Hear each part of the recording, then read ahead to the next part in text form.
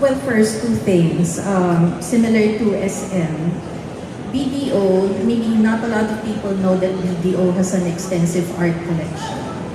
And even here, you can see it in our lobby.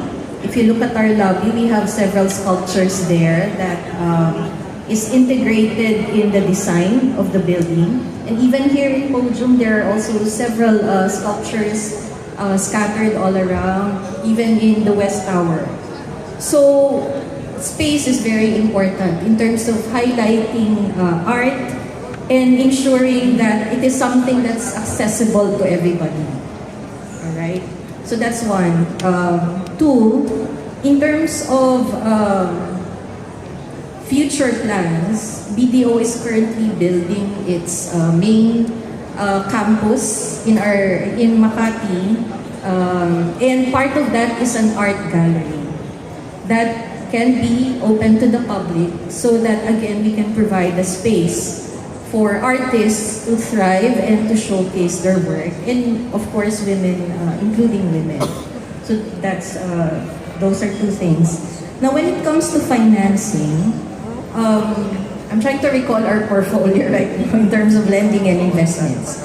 So there is always an opportunity for the bank to finance groups of artists or companies or commercial endeavors that would promote arts.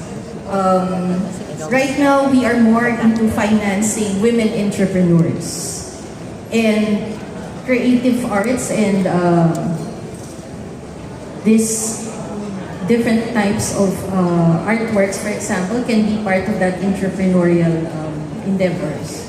So BDO has been financing SMEs, MSMEs, most of them owned by women also.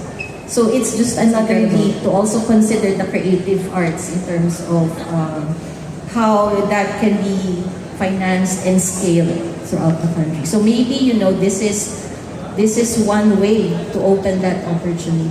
It is, it really is, so thank you. So we were speaking of